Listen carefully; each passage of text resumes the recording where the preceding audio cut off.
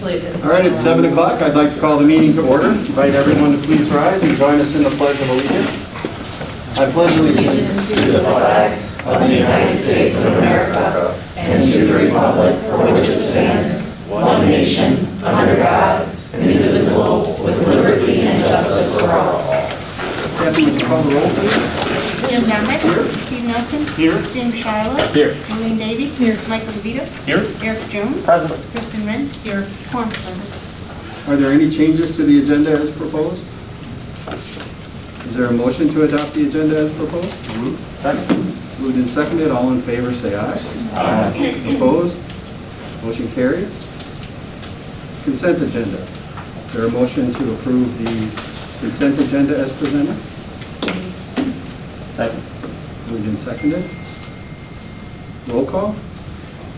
Jones. Yes. Nelson. Yes. Wren. Yes. Shiloh. Yes. Davey. Yes. DeVito. Yes. Dunlap. Yes. Motion carried. Is there a motion to approve the NIA consent agenda as presented? So moved. Second. Roll call? Nelson. Yes. Wren. Yes. Shiloh. Yes. Davey. Yes. DeVito. Yes. Jones. Yes. Dunlap. Yes. Motion carried. Okay, at this point in time, I will call to order the hearing on the NIA budget and ask if there's anyone present who would like to speak to the budget, to the NIA budget. Okay, the record should reflect that no one chose to speak. Is there anyone who would like to submit written materials concerning the NIA budget? The record should reflect that no one presented written materials, and therefore I will close the hearing on the NIA budget. Next item is audience to visitors. Is there anyone in the audience who wishes to address the board this evening? Where would you like us to stand? If you would just come forward in front of the chairs, perhaps. If you would state your name and your address, and you'll have 3 minutes to address the board. Thank you. I'm not looking at you cross-eyed. I just can't see when I don't have my glasses on. I'm Elizabeth Lundeen, 822 Salmonock Street. As always, thank you for your time and dedication to the community. I do want to say a really loud and intentional thank you to the staff here at the middle school, as well as at Southeast for my 3 daughters. Even though you cannot see their smiles all day long, my girls are filled with joy to be back in school full time. So thank you to those staff members. It's amazing.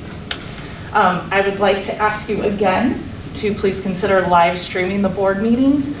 Over the past 2 weeks, I did speak with several other community members that have young children, activities, and they just cannot get away to come to the board meetings. And as you know, I'm imploring them to be engaged. So please consider that.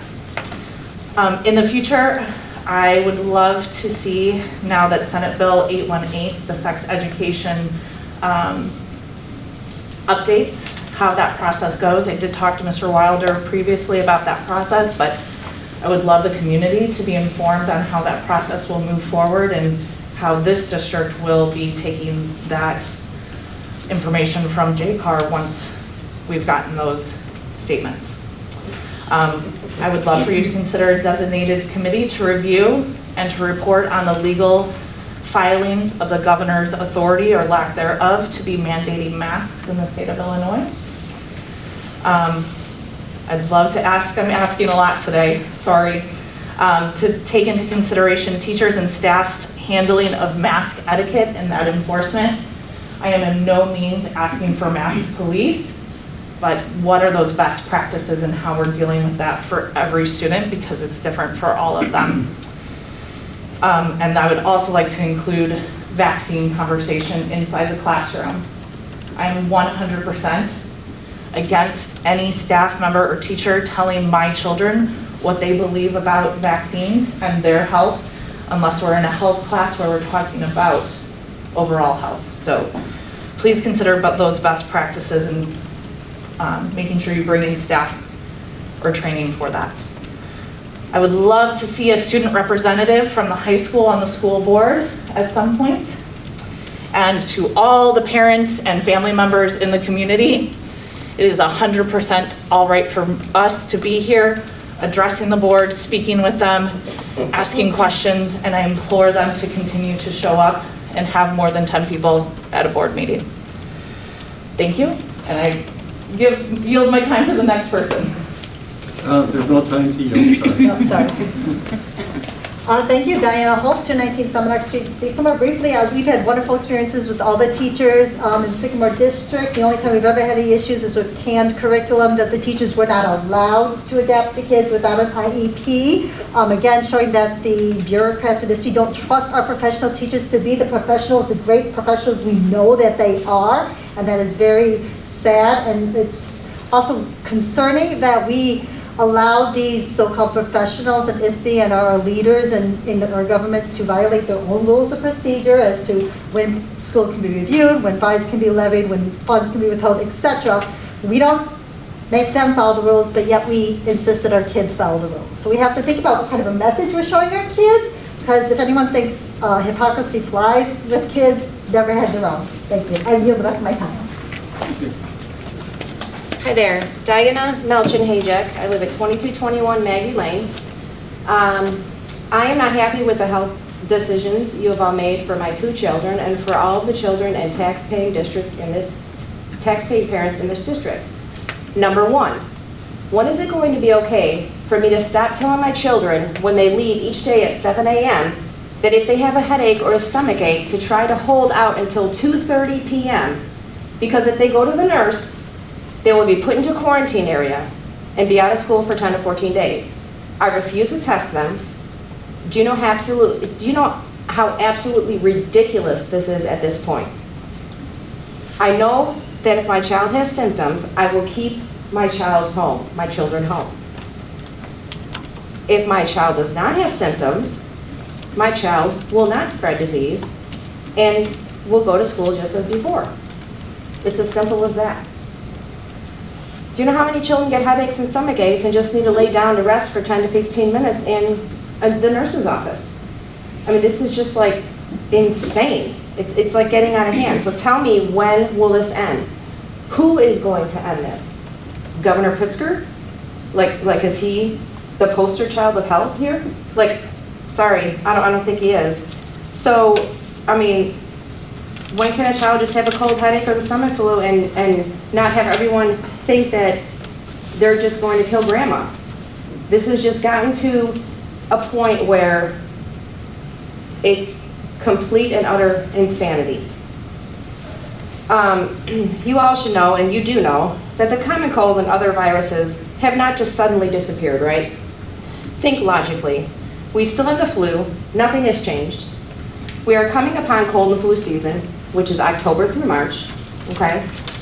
We all know what's going to happen with the panic and these faulty PCR tests.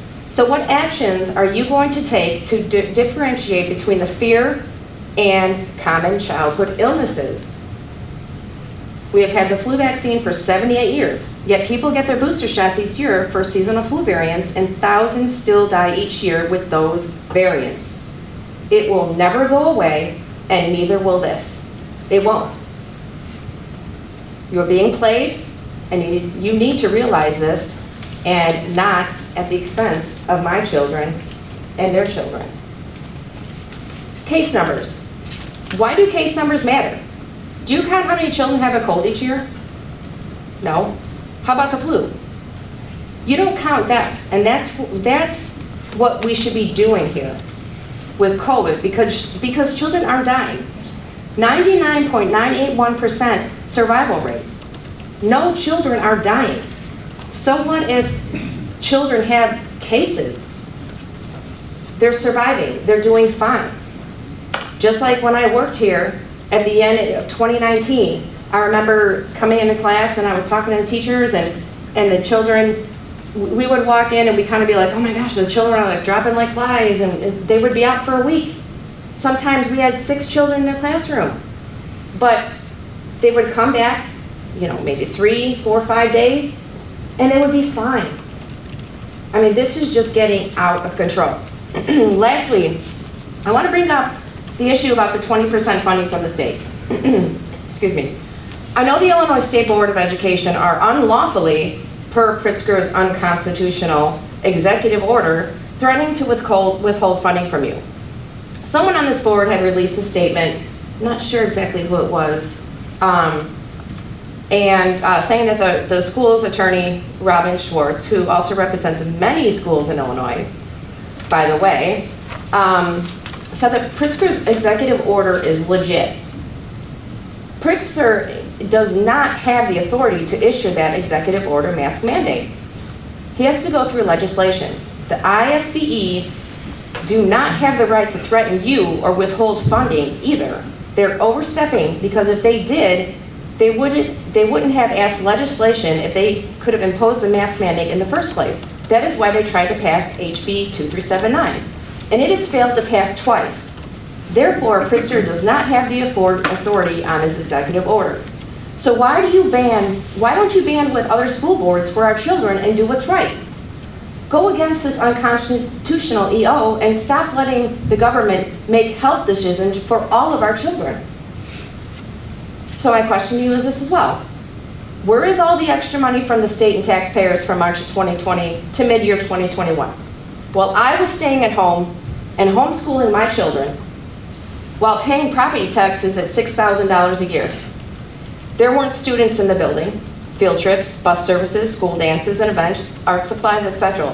All of that was canceled. Those things cost the district money, right? Thank you. I can't finish my last sentence. Your time is up. Thank you.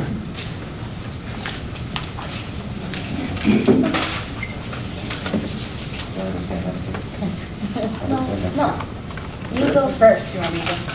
You can go first. I'll My name read it is out. Rachel Lalowski, 1607 Meadowbrook Court. I yield my time to Tom Duber. I can't pronounce it, I'm sorry. It's Tom Hayjack. Thank you. Good evening, everyone. This is my first board meeting. I live out of state. My name is Tom Hayjack, 2221 Maggie Lane in Sycamore. I have a master's degree in molecular biology. I spent 6 years working in molecular biology laboratories, 2 of which were at Argonne National Laboratories, where we had basically inoculated E. coli to overexpress PPCA triheat protein. So I do have an extensive scientific background. I just want to make you aware that I'm not just reading articles. I originally intended on addressing this board tonight and poke holes in your max mandate, no pun intended. I had actually designed some visual experiments and mathematical equations to, intrigue you and make, hopefully this would be a teachable moment, right? So we can see how ineffective this is. In fact, when I walked in and I saw board members taking drinks, there's clearly a shield of some sort there that is allowing for vapors of all kinds to escape from face language, okay? So instead, I find myself speaking directly to the fear of an extorted and paralyzed school board.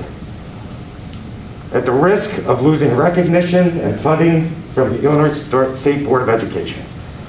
And I know this because on the first day of high school, I got an email from my daughter's school, from the principal, and the first bullet said, masks are mandatory.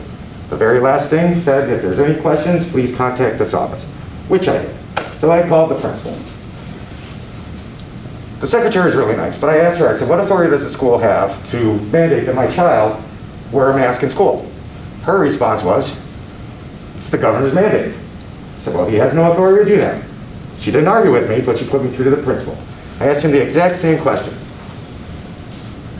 His response was identical. It's mask mandate. Well, I don't know how true this is, but I think I heard that you're all making this decision based on CDC guidance. Okay. Anyway, so he's under the assumption that you're not going to get recognized, you're not going to get funded, so therefore, I call that coercion. This is extortion. He's withholding funds, not allowing us to make our own decisions for our own community, for the safety of our own children, the well-being of our own children. the psychological damage that could come from this, it could be long-term, long-lasting, emotional, physical ailments can come from this. We're not wearing these things as intended. So what are we teaching our children? Are we teaching that it's okay to be bullied? It's okay to be bullied into submission so hard that you're afraid to stand up for what you think is right because of money? That we're putting money in front of the welfare of our children? I mean, today it's forced masks. What's it going to be next? I think we all know. Going to get the vaccine. They're going to force that down our kids' throats too. That's exactly where we're headed. And you're playing with the lives of our children. And I refuse to let you use our children as pawns in this twisted game. I mean, do you honestly think that anyone who is opposed to a mandatory mask mandate loves their children any less than someone who supports it? I don't think so. If I knew for 1 second that this mask was going to save your kids and my kids' lives, I would tackle them on the ground before they left for school, and I would duct tape it to their face. But that's not what's happening here. I'm not opposed to optional masks. If you want to send your child to school with masks, by all means, if you feel it's going to protect them, do it. Why don't we come up with some other alternatives that might make the other people feel more comfortable?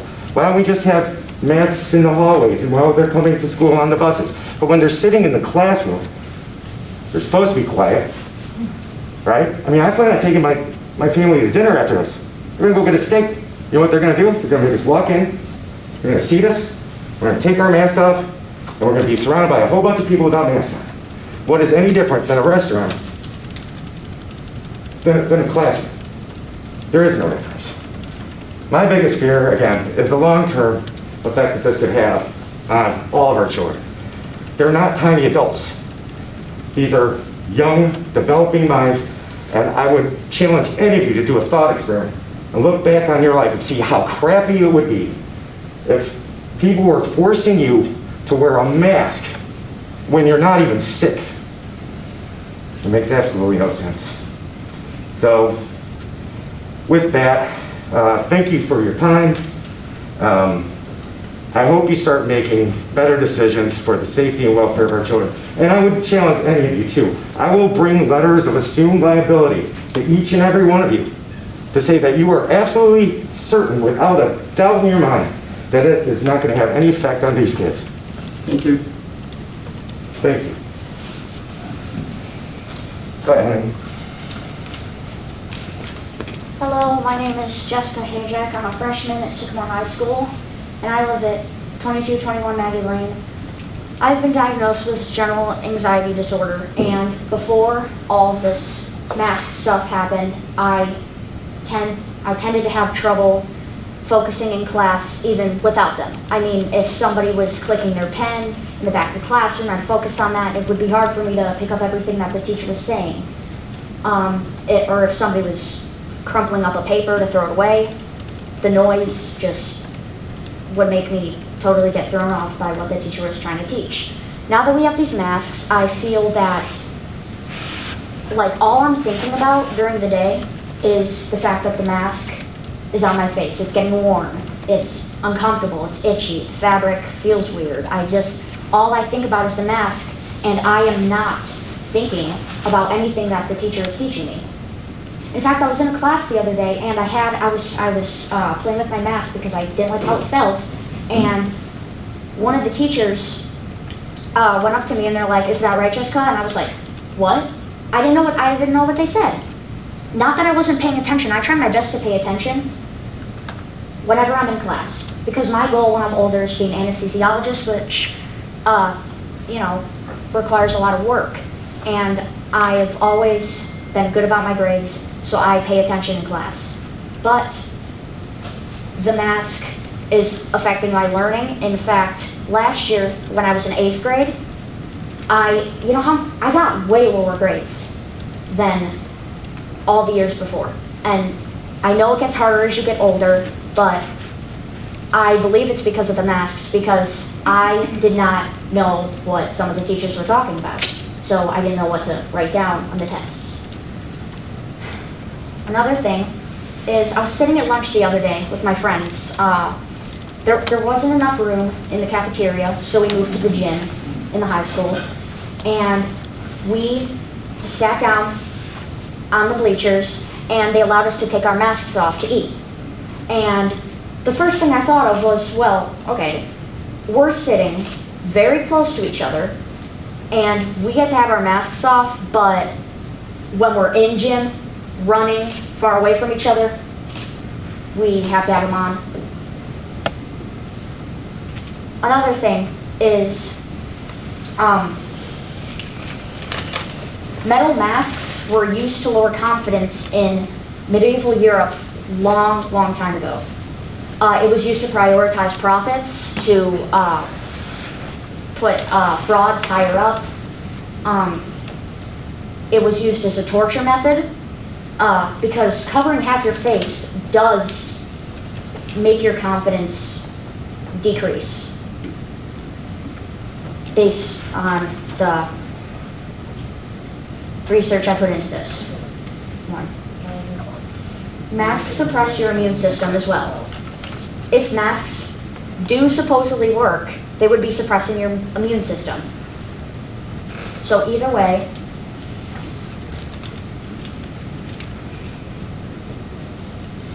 if you don't think we can see through your transparent lies, you're wrong. I mean,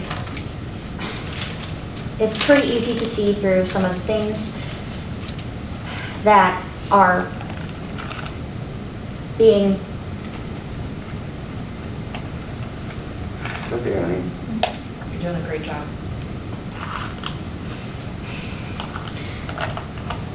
Whether you think this virus was created in the Wuhan lab in China or not, I'm sure the board knows that these masks are just some sort of accessory. I'm not going to act like I haven't seen teachers that were together without their masks within a 2 feet distance of each other, eating their lunch. Is my time up? Yes. Is there anyone else who would like to address the board this evening? Okay, then we'll move on. Thank you to those who addressed the board, and we will take your comments under consideration. Next item is communications, correspondence, informational items, letters and newsletters. Have those? FOIA requests. There were none. Committee reports? No committee reports. Okay, we'll move on then to Assistant Superintendent for Business Services report. First item, I guess you just want us to move ahead with the first item? Or Yeah, I don't know if John wants to come up and address the We'll ask board John tonight. to do that, to comment on the budget. It's a bit unique this year. Sure. Good evening. I'm John Malone, Director of NIA, and thank you for being our administrative district over the years. Tonight I have a budget before you. It is a larger deficit than you're used to seeing, and it is purposeful. In January, when our board set our daily rates, which actually create our revenues this year, we rolled our rates back about 1.5% across the board, and that was in an effort to try to give back through spending some fund balance this year. So I would not expect that we would end the year with the full 1.9 deficit based on our historic trends, but I hope we've reasonably calculated it to actually give back some of our fund balance. So beyond that, there's not an incredible amount of change or anything really different. So that's kind of a global look, and I'm happy to answer questions if you have anything. I think that's a noble effort on your part, actually. So, on behalf of one of the school districts that will be partaking in your services, that's a welcome relief. So thank you for that. Is there a motion to approve the resolution regarding the fiscal year 22 NIA budget? Is there a second? Second. Is there any discussion? No, what you said. Roll call? Rin, Yes. Shiloh, Yes. Davies, Yes. Vito, Yes. Jones, Yes. Nelson, Yes. Conrad, Yes. motion carried. Thank you. The next item that I have under me is our summer construction update. So I'm going to ask Mr. Ekstrom to come up here. And as he's walking up here, I do just want to give him so much credit for all the hard work that he has done this summer. He has been the liaison between the school district and our construction manager, our architects, all of our contractors. So the buildings look awesome. We've done a lot of work over most of them this summer. So thank you, Mark, for everything that you've done. Even out mowing the lawn in the 95-degree weather. So I'm going to turn it over to Mark to go through these next few slides. Thank you, Nicole, for that. If anyone knows a lawnmower, please send them my way, because we are short lawnmowers right now. So lawn's still growing, even though we're in a drought out there. So Lawnmower as in the person or lawnmower as in the machine? well, the machines are great. We'll be bringing one up for next year's budget, though. So we'll talk to you about the oldest one there. So yeah, so all the other machines are good. Yeah, the backup one is a backup one for a reason. But yeah, I'm short personnel. So the green shirts are back. You know, so they're back teaching for me, and then I had gentlemen that left for a different job, and so now I have an opening that's been posted now for about 4 weeks and no one applying. So, yeah, so hopefully that will help us there. You know, I only have one grounds person that has, you know, we have over 120 acres, we're mowing 80 acres a weekend. That's a lot for him to try to keep up with football and then soccer and then all the sports going on top of it. He's a busy boy there. So, you know, first thing I'd like to thank is all my building techs. You know, they've done an awesome job getting all these buildings ready to have kids back inside them there. Everyone thinks summer's slow. It is the busiest time of the year for our building techs and for our janitors and custodians. They work their tails off making sure that these places look phenomenal. You know, the middle school had to deal with no air inside here, you know, so they went for almost 8 weeks, you know, in the main part of this building with no air, and they still got all the areas all done and ready to go, and dealing them with the daily construction that was going on through it, along with Southeast got all theirs done with all the construction. We're going to see all the pictures. You know, there's a ton of pictures I could show about different stuff in there. Some of the ones are you have to go in and actually see the air handler rooms to see how different they look and then how they're coming through. We'll talk about some of the things that are all back order, because I don't know if this was the perfect year to kind of do some of these projects, because back order, back order, back order. If you saw Ritterfers out there right now tackling everything. So day one for roof project middle school was tornadoes. Day two was the microburst that picked up several pieces and punctured roofs in the middle school that were not leaking.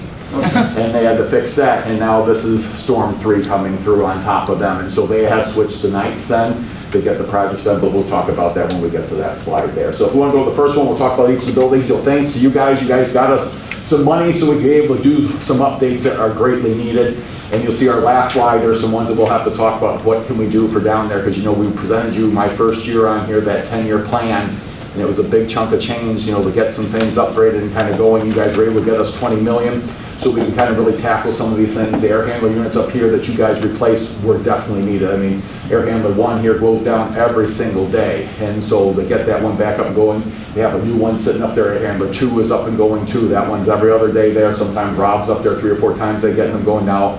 That is getting to be less and less. There's a few things that we're waiting on those drives so we can ramp up the system 100%. So right now the system can't run 100% because the drives are in back order. So we took the old drives, put them on there, and they're at their temporary, so they're able to provide cold air in here, but not to the maximum force that we usually can get inside this building. Once those drives are in, then we can ramp up air handler 1 and 2. We'll talk to you about air handler 3 then here at the middle school too, because that's way on back order still, and so we didn't get air handler 3 in yet. You know, my pride and joy is that greenhouse at the high school, so it finally looks back new, and so we were able to put a new shell on it there. Pictures are on the next slide there. Add some doors that Kara Pointer wanted on there as well, so we have easy access. What we're waiting for is that we're going to have a head house added to the side of it for that program there. As you guys know, lumber has gone through the roof, so I'm waiting for lumber prices to go down, and so I can be able to purchase that to be able to go next to the side of that when it comes in. So there's no need to buy one right now. We had, 25-50% increase in wood costs out there. So we're just waiting for that. Once that comes in, we'll finish up that greenhouse project that you guys took out of my special funds. That $275,000 you gave me, that was out of that money is what went for that. And so we were able to get that new shell out there. We were able to get the track resurfaced, so the track does have a new coating on it, so we should be able to get another 8 years out of it there. And if we continue to do great things with it, we should be able to resurface it one more time, we're hoping, and having in. And so hopefully for my retirement, we'll resurface that one more time and kind of have inset, and that's the next person's responsibility there. And having, it's really good shape underneath. So the asphalt underneath, that's in really good shape. Why we say this, if that asphalt gets into some major cracks and everything, then you do have to redo the whole track surface underneath. So by maintaining that, we've waited 8 years. We got 8 good years out of it. We'll be able to re-go and have in there. And so it looked beautiful for black and gold on Saturday or Friday night there. You can see there's the chiller pad poured, and then I had to add in, yesterday, chiller was in place. So we put the chiller in place then, and it's on the ground now. And so we talked about why we went it on the ground instead of on top of the roof. So blue and teal will no longer have that vibration on the building once that chiller is shut down and having in. That's one thing. The other part is when the compressor goes down, the compressor's 400 pounds. So to get a 400-pound compressor all the way up on top there, and we were going through a compressor every 2 years. So that's a lot of weight trying to get up there. You have to crawl 3 different areas to get to it to be able to reset it. So now it's going to be so much easier to go out a door. If we hopefully don't have to reset it for 10 years, but if it does need anything with these power outages, sometimes you just got to go out there and you know, prep them along a little bit, get them to restart, and then they come back online for us. But it's going to be so nice having this on the ground. So this is right outside the art classrooms then at the high school where that pad went in. We did have a little bit of a snafu when we were putting in that we found a huge wire that went underneath that had some power left in it that ComEd had to come and remove for us. And so that set us back about 2 weeks waiting, you know, working with ComEd to have them come out, figure out what was going on. It was in none of our plans, and there it sat when we went down and kind of having in there. So that stalled us just a little bit there with that part. But the chiller walls then will be coming next then. They are on back order, so that's why we have a temporary fence there going around it. And so again, this is all stuff that we ordered back in April, and we're still waiting for things to come in and have set. So a lot of things just, we're always waiting. And we don't really start some of our projects, like we didn't start Air Handler 3, we didn't tear it out because we want it on the truck coming to us, because they tell us that it's coming, they tell us it's coming. Until it's on a truck and we have confirmation, they actually have to send us photos that it's on the truck coming our direction, then we start deconstruction so we can be ready for the next phase. So that's something I've learned, you know, in this new role here is that, you know, with patience and time and, you know, working with these guys on a daily basis. Jim from FGM there, and then Mark with Jim Kuhn then from Shales McNutt, been great in having it. He's been phenomenal. We talk 15, 20 times a day. We see each other 15, 20 times a day. It seems like going on to all different things. And so huge projects we finished up when you take a look at this and having in. And so they were busy at all the buildings there coming across except for North Grove. And you know, South Prairie just had a little bit done there. And then the press box then, so new press boxes in. The beauty of new press box, that thing should be up there for 50 to 75 years. It is built strong, it's built tough. It is built then to be able to handle all the things that we're doing now with it. So the press box isn't this little thing where it's just, you know, a couple people up there talking, and there's all sorts of people. We have Spartan TV all up there, so we put in all the different spots for the cameras so they can be on the platforms on the side. We put the roof on top so they can have the cameras up on top, and the coaches can be up on top as well and having in. So a lot of that design that went into the press box was thinking about Spartan TV, how we broadcast that out. And so, you know, those of us that got to watch a lot of games from home last year, then having it comes in real handy. And the same thing, they keep on having that go all the time. So, you know, they did a great job with that press box. We should be ready to go for that one. It's still in the process of getting all the wiring pulled to it. Our test is September 7th with the first freshman game at home. And we'll work out all the bugs with that game. And then September 10th is Canelan, and that's our full run where everything will be functional and going with that. So that didn't come until property. We got that in on the August 5th. So the box came up out of Texas and came in, and so that was one that I was really sweating bullets when we had to do construction, take everything down right before 4th of July. We had to make the call. And they promised me it was going to be here. And, you know, promises have been a lot this summer to me. And I'm like, okay, so we pulled it and it's there. So I was very happy that it was there. What didn't get done, tennis courts. So the material for the tennis courts, we just couldn't get the material that we put in the specs that we really wanted. They had a different product for us, but no one could give us the specs on it, and no one had it in the area. So we didn't want to put down a product that we haven't seen or seen the useful life out of, and so the tennis courts didn't get done. We've gone through then, filled our cracks ourselves there to get us one more season here this fall out of it, and then we'll be able right on their track then to be able to go in May. If we happen to get a Indian summer at the end of October, November, where they get 10 days above 50 degrees, we could have them come back and get it done then. That's what they need to have in order to get the tennis courts all set and going with that. And then the other part is then too, is then the chiller actual installation. So there's about 200 hours of work that needs to be done then inside the building when we take down that chiller on the roof, shut it down, and then do a bypass for about a week to 12 days. And so at that time frame, it's not going to be too cold outside, so we'll be able to come through. We'll be able to revamp the heat inside so it can bypass, and then once he gets that bypass, then he needs then about another 10, 12 days to take everything out, another 10 to 12 days to put everything in that chiller bundle room that sits there. So a lot of work's going to go on at night since the kids are in session. Will the new chillers enable us to cool all the rooms down at the high school? It still won't get to the yellows because there's no piping to the yellow. So that is, yeah. Yep, so the new chiller that replaces the one that does the blue, the teal, yellow for driver's ed now where they're over at on that side, the administration wing, and that's it. Yeah, 14 million to put in the piping and all the stuff required for those 6 classrooms in the middle of the high school. Wow. So we are looking at alternate. So because we got, if you know green, which is the science hallways, they put units on top of all them. We are having them take a look at that to give us a different number because 14 million would take almost all or 20 million for just 6 classrooms. So we didn't feel like we could justify that, but I do have them there. That's what we're going to present. See what it's going to look like to put rooftop units up there so we can get them cooling inside there because yeah, it's hot. It's hot in those areas. DX system where they're separate compressors for each? Mm-hmm. Yep. Yep, so yeah, so there's different alternatives, and we're gonna have to work on that roof anyway, so if we're gonna have to work on the roof, here's our perfect time to put in the curbs, put in the rooftop units, and get that all set, and then we seal over top of that area, and then we're good then for a period of time again, and get those areas, because when you walk down the hallways, you can feel it, you know, the yellow hallway's hot, those classrooms are hot along there, you know, we built that whole new conference center over there on the side with the Munson money and coming in, so that is almost 90% done, and so we're very excited with that, and the teachers are using it along with their kids all the time, and that's not air conditioned, so it's hotter, you know, it's hot in there, so we want to get that air conditioned along that side because that will be our last spots in the district that aren't air conditioned.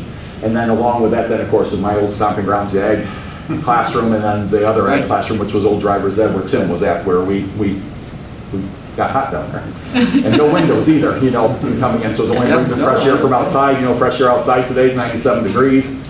So we'll have to look at that. So that would be part of it as well. We do have a cheaper solution for those 2 classrooms because there's vents already in the ceilings. Be able to drop some right in. So that will be something that I'll talk to, you know, and get us moving forward a little faster there because it's already there. All we got to do is open up the top and just drop it all in, put some piping across, and those 2 classrooms can have some air conditioning down on that. And of course, we're not going to air condition the shops because they're just, you know, you don't air condition the shop. You got to get ready for real world and coming in. So that's the high school. And then you start seeing this. So there's the new shell that we were able to get on, all new paneling for that. We added that door. That's where the head house is going to be. We put a new front door on the front of it as well because that was all busted out on them and coming through. So, you know, architects were looking to replace this and coming in, you know, $750,000. I was able to do it for $28,000.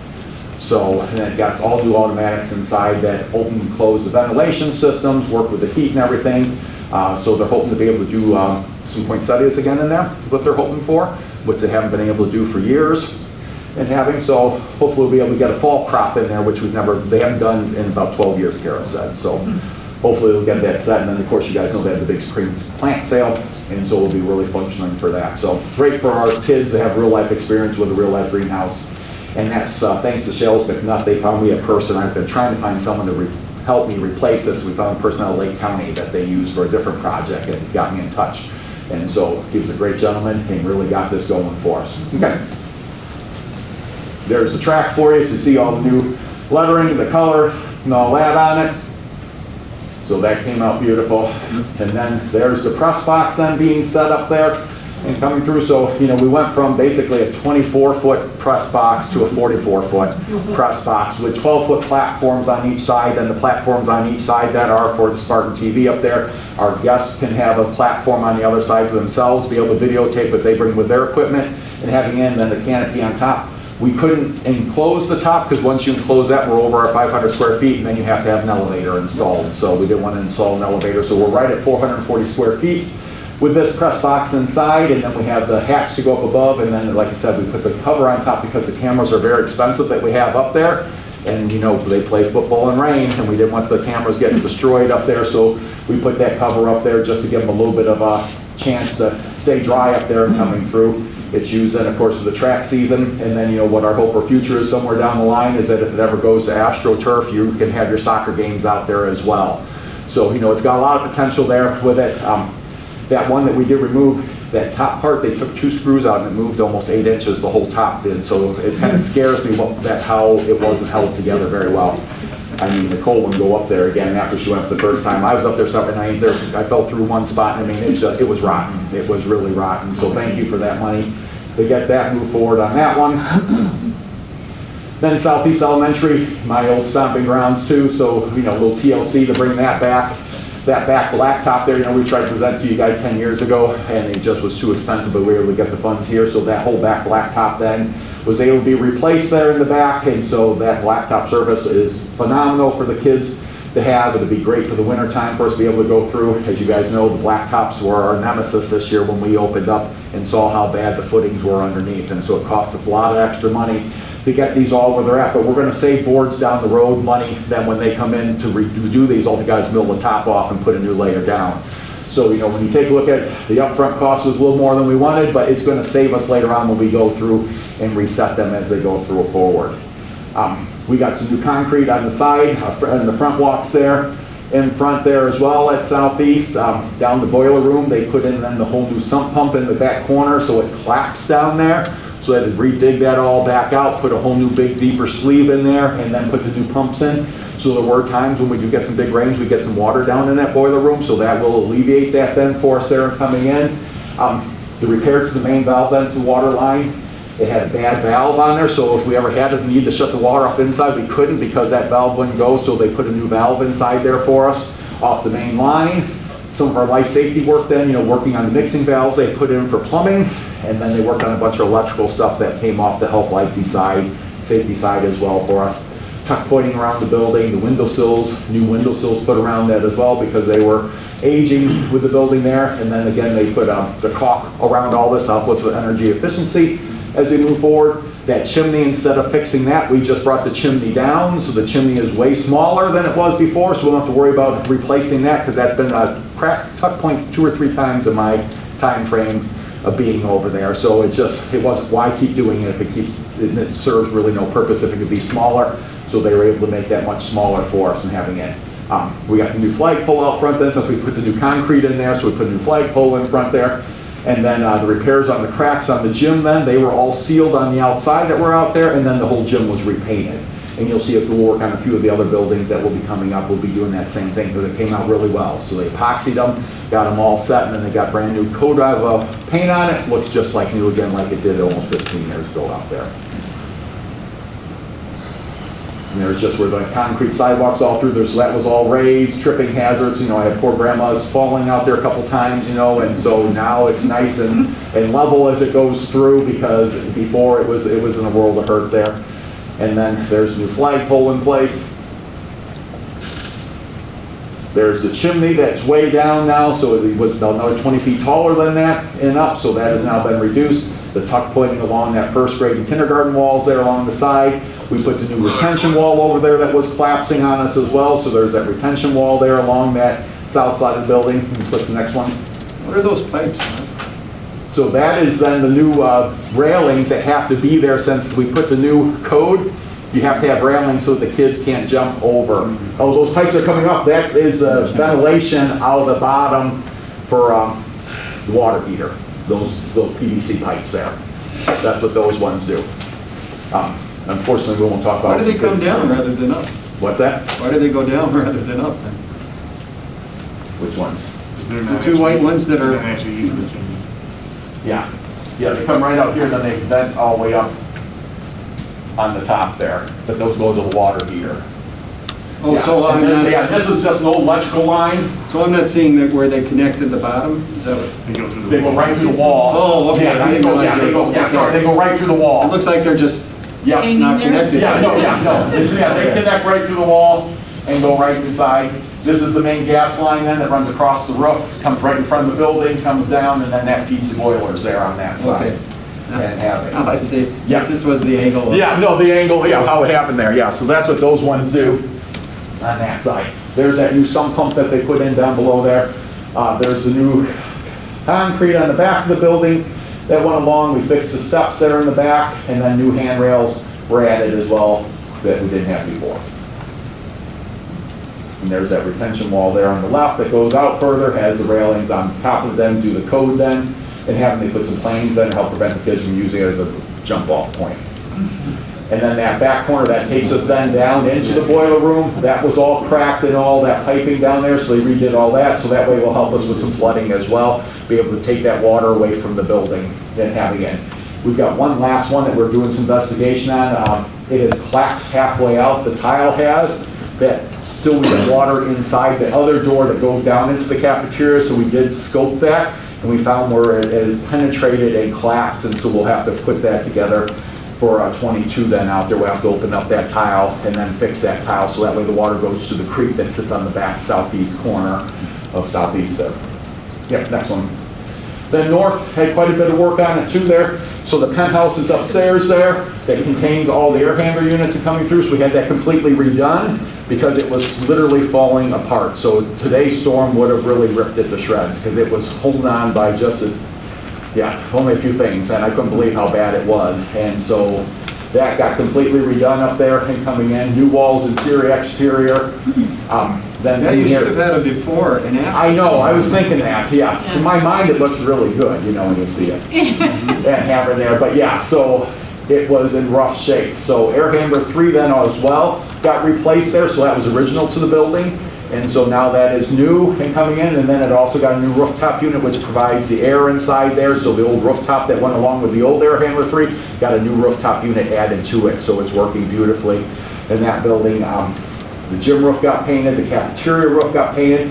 Mr. Franks asked us then to do the walls, so we were able to add that on for the upper walls in there, so the cafeteria looks really good. Don't look at the lights now, because you know, you give a mouse a cookie and now he needs the lights updated, you know. So we'll look at what we can do with that one and have then the new water heater installed in there, health, life, safety items, mixing valves, outside faucets, electrical then. We're all completed then as part of this as North Elementary move forward. You'll see then that we do have some asbestos tiles that we do have to remove next year out of there to get last of the asbestos out of the hallways at North, and that'd be a nice thing to get out of that building and get that area all matching when we look at some things that we're going to bring to you guys forward. The parking lots then on that lot on the south side there, they were horrible. So you know how we asked for the extra money? We used every last because they were worse than we could imagine. So they're about almost 80% need to be undercut in there. And so we actually did a concrete fill with that one because we were further out and coming in. So that saved us money in coming in.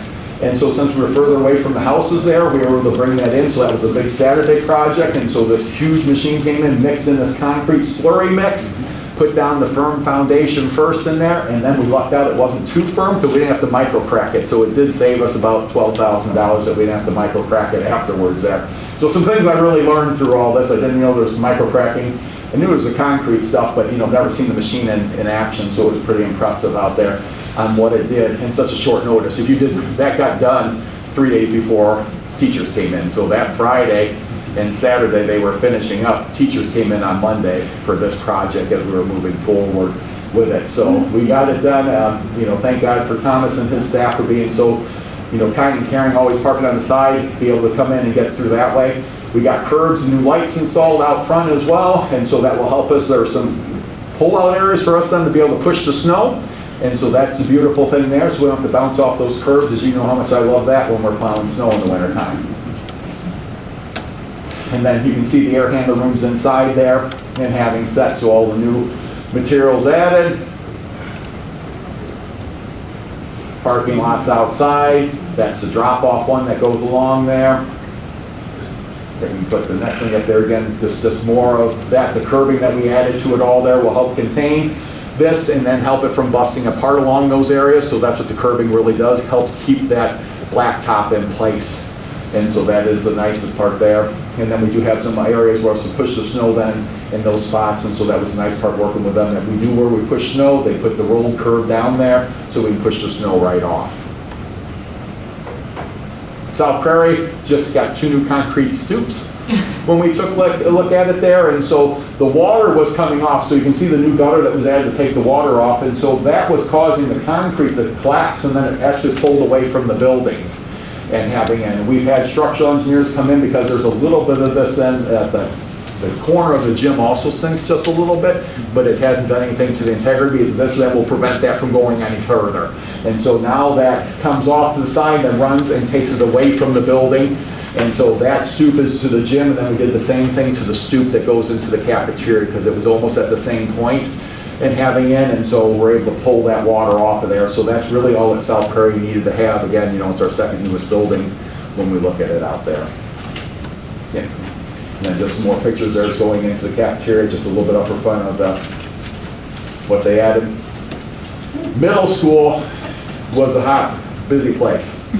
So, again, thanks to Rob here with everything, dealing with everything that goes on. He's a trooper and have it in. Jim and his staff up front dealing with the warmer offices. I did get some portable air conditioners that we can kind of use. They are going to be moved over to the yellows once we're all done. So we got a couple of them over there now. So those classrooms can have a little bit of portable air conditioning that we blow out the windows. Try to bring that heat down a little bit inside there, but they only work as well as a portable air conditioner can work. And so, they had that part for the summer. So they've been dealing with all the construction people outside coming back and forth. So this place was busy. The air handler 1 and 2 got replaced upstairs, completely torn out and all new ones put in. Chiller 1 and 2 then were added as well, since those were outdated as well on both sides there. When we took off the roofing on the east side, we figured out why it was holes all the way through and so why we got so much water into those locker rooms along there, we found why. Once we opened, we all looked at it and like, holy moly, no wonder why so much water was coming into those locker rooms after rainstorms. And then we talked to you guys about flashing along the building. The flashing had you put your fingers behind it all. So, we had to redo the whole flashing along all outside the building. And so that was a big project, and that should really solve some things that have been going on. They've been telling me it's been leaking for 25, 30 years, and so that should really help with some of those leaks in that area by fixing that problem behind the walls there. This building has the roof patched 3/4 of the building right now, so what we're here in this whole end, it's all patched. It's just waiting for the final trump coat product they put on top there.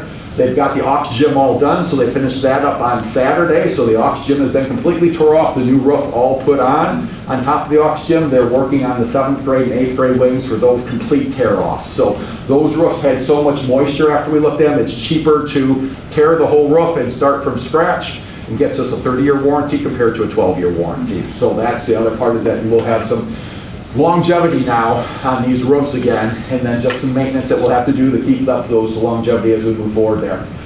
Some new lights added into the computer lab over here. We had to do some bunch of duct work because we removed one of the air handlers, one of the rooftop units. It didn't need 2 units anymore after they've done the construction. We needed 1 rooftop unit, so we were able to take one out of commission. Both of them were out of age and really causing us some problems, a lot of money to fix them, and so we were able to just replace with 1, but they had to reduct some things to be able to make that work inside, so we got some new ceiling tiles in there, and new lights put inside the computer lab, along with 2 other classrooms down here on the side, where they could have put some of the new piping in and having.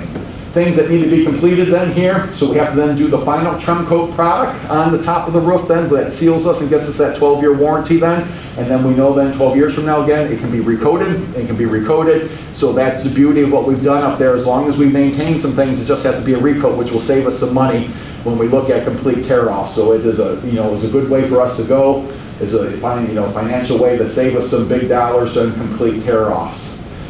Metal panels are still waiting to come in, so for the penthouse has the metal panels that go across, and so when they come in, we'll get those installed up there for the final thing on the penthouse up there.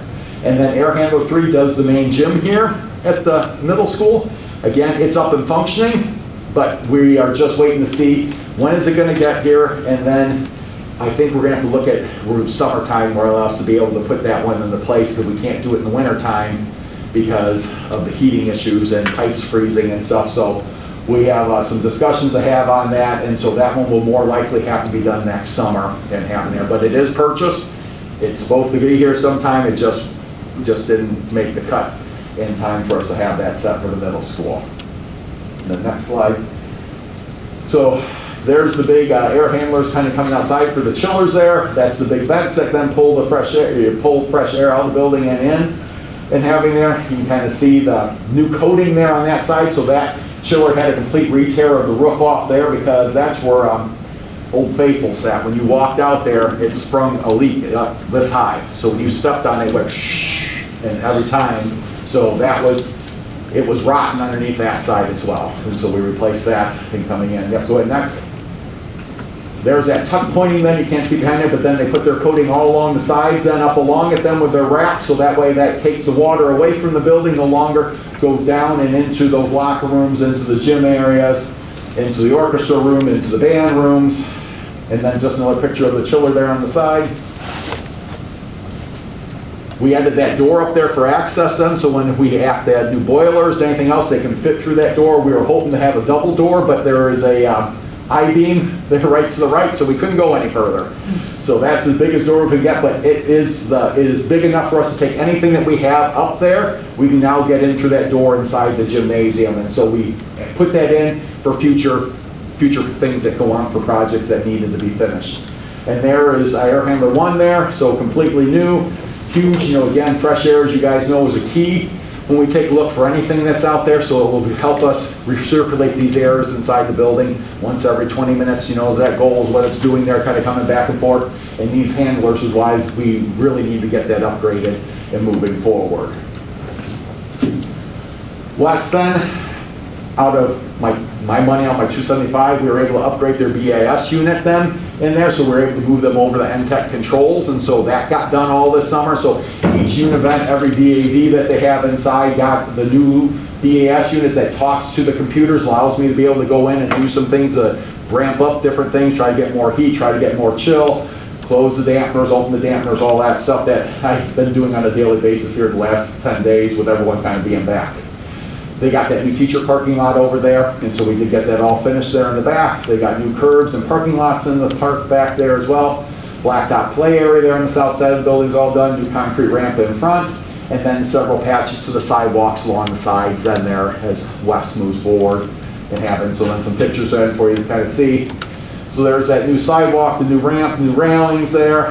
You can see then there's a new parking lot outside again. It's got our push-off areas there, so we'll be able to push off then right off the snow then as well, which will be greatly appreciated, and it will hold in place. That's where it was all disintegrating all the time, so that curb will hold it all in place that it never had there before.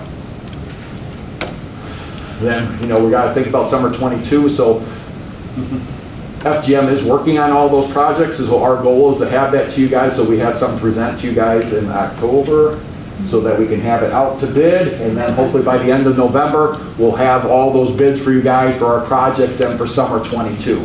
As you guys know, we were late in the game. By the time we got the money, got FGM all on board, got everything all set and then all built, we got a lot of stuff done in an unbelievably short amount of time, and this one's just gonna give us more time to really be ready to hit the ground running when we hit summer 22. We're looking at then targeting K-8 buildings. There are some things that are gonna be done at the high school, but we're going to have to talk about high school and funding and how to really bring that high school up. That is the one building that we haven't really spent a lot of money on my whole time here when we take a look at it. When it came, it got blue and teal. So, when I started the district back in the 90s, blue and teal were brand new that year. And then we haven't really done a whole lot inside there. So we got to figure out how can we find funds to move us forward to get that high school, because as you guys walk through it, you will see it needs us to do some things to help it out. To bring things up, as you can see, the whole yellow area that doesn't have any air conditioning, how can we get the air conditioning inside there, and moving forward, then start working on the roof. So we'll have to think about how can we get those funds, because if you looked at the 10-year project, there's about 45 million that needs the high school just by itself. So that is Nicole's job. I comment her all the time, like, Nicole, what are you going to do here? What are you going to do here? Because that's where I spend a tremendous amount of my time, is over there with Jeff and the whole team that keeps that place running each day. And some of the things we've already done will help us with less, being able to do some other stuff inside there. And then the other part is that we're going to be, the money we were looking at 3 years, we'll use up all the money in 2 years because they want us to try to get as much stuff we've done, so we have to go through more planning again with FGM and pay their fees, and then also pay the fees then for Sales McNutt. So they said if we can kind of tie up everything, get everything done in 22, then all those big projects, instead of a 3-year list out, we're going down to a 2-year. And it will save us funds in the end then in coming forward. So our biggest thing is can we do all that stuff? Can we get enough people in here? As you know, the worker shortage out there is real, and to be able to get the people in here to do what we need to be done gets to be a challenge sometimes. So busy summer, you know, I talk fast, I talk long, but you know, it's been my life all summer. Pour Nicole, like, you know, my Bible here that follows me everywhere, that, you know, what's that? And we go back and look and see what we've done, what we haven't done, and now just a little punch list stuff. So we do have a full occupancy of several of the buildings and temporary occupancy of other buildings until we finish up the air handlers here for her to do final walk, and then at the high school, then with that chiller, she'll do a final walk through there. So we have for occupancy of the buildings. Any questions from you guys with all this? So thanks again for the money. It's really made a big difference. And I just think alone, you know, the leaks in this building, as you know, we were up to 67 buckets around this building catching water, and he's been taking these buckets out because now things are getting dry with just what we fixed without the Tremco product added to it. So that's the amazing part. And again, I'd like to thank all my staff because, boy, they work their tails off to be ready to get kids in and kind of going through it. And like I said, being shorthanded out there on top of things, and we get all our work done, and sometimes it takes being on a lawnmower myself to get things going and having there. Mark, I just wanted to say thank you to both you and your staff. The buildings look amazing. And I've even had some community members say, wow, the schools, like somebody really loves them. And it looks that way. So thank you so much for working so hard. Yep, no problem, yeah. You know they are my love, so. Yeah, I mean, it just takes a little bit of TLC outside, but it also requires some manpower to be able to get them in those spots. But yeah, I think that they're looking really good. And again, thanks to you guys, you know, you up my grounds budget, you know, as part of the budget process to be able to bring in. So, you know, $10,000 worth of mulch really makes the playgrounds look, they pop, the front of the buildings pop again, they look like trimmed and coming in and look like a welcoming place coming, because it looks beautiful inside, outside. The kids really want to be inside there and coming. We did some repainting of bathrooms at the high school that the kids messed up pretty bad. And so far, the boys are like, they left them clean. Well, because they look brand new. And so makes a big difference. So I'm sure that the FGM knows this, but at least you got roofing material. I had two roof projects that were canceled and postponed because they couldn't get it. We still can't get it. So I'm surprised they don't have an armed guard guarding your insulation. I know. Because I almost came and took it. I know. Yeah. But it was a free-for-all for insulation. We weren't guaranteed at all. No, and right now we're hearing, I'm sure FGM knows, but we're hearing that if you order last week, you're getting it in April. So November is going to be tight. So yeah, I know. So hopefully we'll be able to get in. We're trying to crank out any roofing stuff right now. And we've already scanned several of the roofs at the high school. There's minimum that we have to actually replace there, which is good for us, because the foaming company out of Ohio we used, we just got to get in our schedule, and they came in and did an amazing job with that part. So cross our fingers right now with what we've seen for the first set of roofs, that we won't need as much. And the Tremco product itself, they have warehouses full of that, which is, you know, the Tremco product that goes on top here is perfectly, they have plenty of that for us to go. It's just the insulation underneath and fasteners. We don't have fasteners to fasten everything down to the boards. And so who would think some of the littlest things that keep the things in place, we just can't get. Right. Nice work. Now, maintenance of our buildings has always served us well over the years. I mean, I think it's our job to be good stewards and take care of these buildings. And if we do, they'll last indefinitely. Yep. And the basic bones are good. So we just have to take the time and spend the money to make sure that they're maintained well, so that they can last for generations more. Yep, for sure. And many of our things have been well past their useful life. You know, when we take a look at it, we're 15, 20, 30 years out from useful life on several, because we keep them up and maintained. So it saves us, but then there gets to be a point where we got to start putting some things back in, because we hit that point. Right. Awesome. Thanks for all you guys do. Appreciate you. Thank you. Thank you. Yep.